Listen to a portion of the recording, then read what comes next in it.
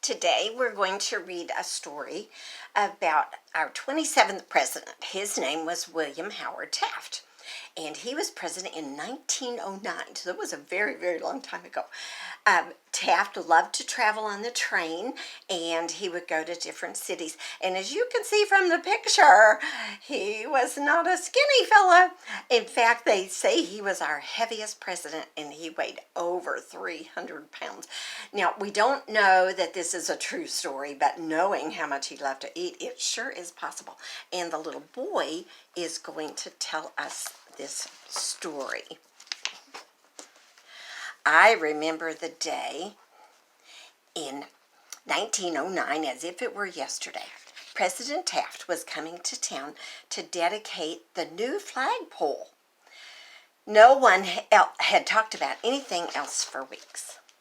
Main Street was decked out in red, white, and blue and lined with people waiting for a glimpse of the president.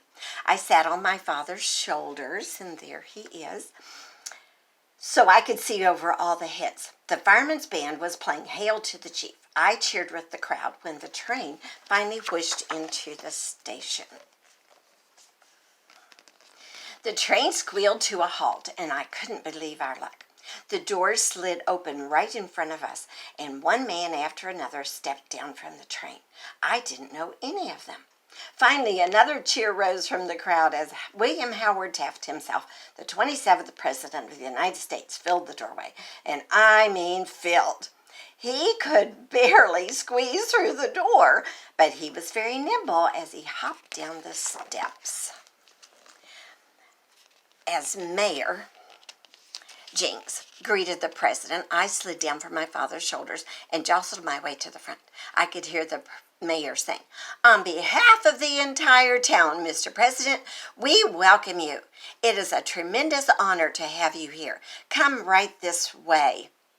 The president stepped in the direction of the flagpole.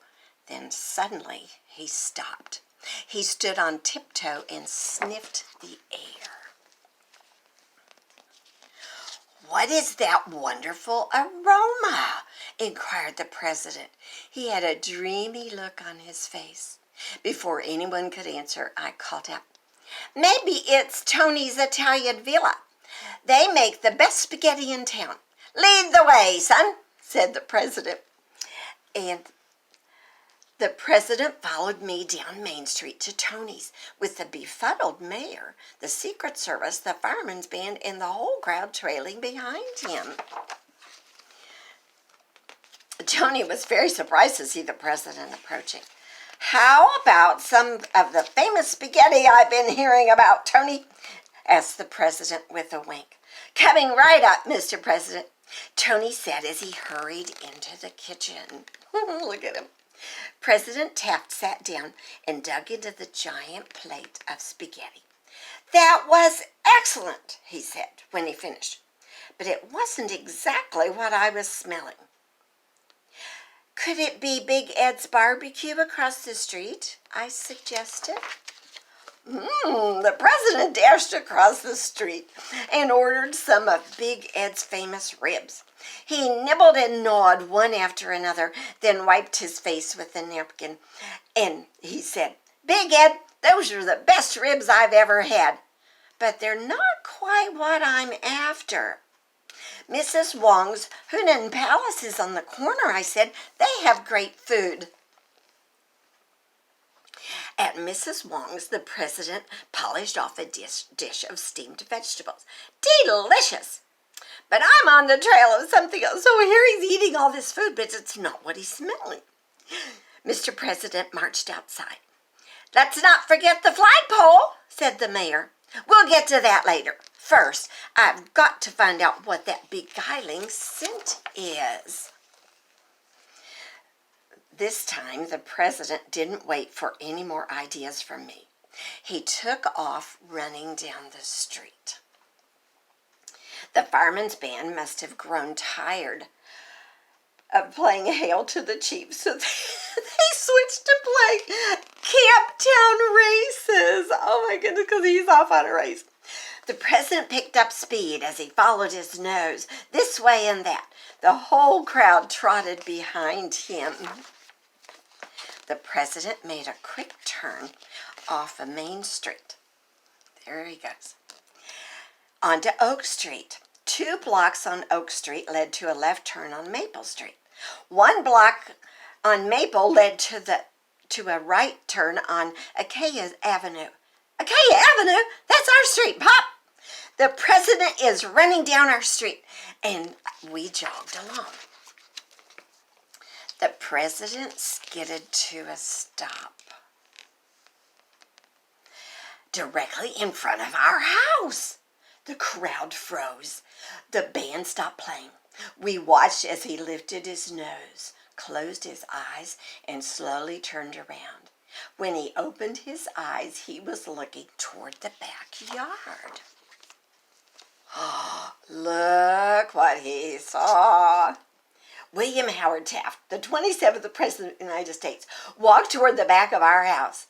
Then he saw it. Right there on the kitchen windowsill, freshly baked, sat Mom's apple pie. In the old days, the ladies would put their pies in the window to cool. Isn't that funny? Oh, does he look happy? Oh, and here's Mom. As he picked up the pie, the president smiled. He held it high in one hand. He twirled in a circle like a ballerina. That's when Mom saw him. Uh-oh, look what happened. There goes Mom. Uh-oh, see what happened? There goes the pie. And I can't turn the page. Mom screamed and fell backward into the clothesline. Clothespins popped off in every direction, and socks and sheets and shirts tumbled onto the lawn. The startled president lost his grip on the pie, and the pie went sailing through the air. Oh, there goes the pie. There's Mother. There's the laundry. And there's all the people watching. Oh, my goodness. Hey, look what happened. I leaped as high as I could, and I caught the pie in midair. Shoo, it's a good thing he did that, isn't it?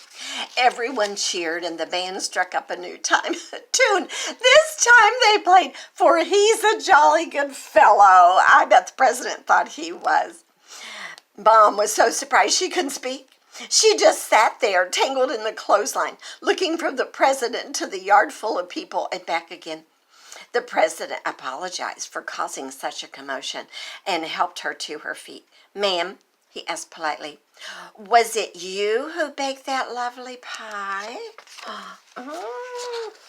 It didn't take Mom long to invite the president in for some pie, and it didn't take him any time at all to accept. When he finished the pie, Mom cut him another piece. Oh, no, I couldn't, said the president, patting his stomach. He undid a vest button. Well, maybe just one more piece, said the president. Isn't that a funny story? Oh, my goodness, but no wonder he had spaghetti, and he had ribs, and he had vegetables, and then he had room for 2 pieces of pie. Oh, before I leave you, I want to show you my crystals. Remember, we've been growing crystals for a few weeks. And let's see if I can... Oh, there's my dragonfly candle. Mrs. Auclair loves dragonflies.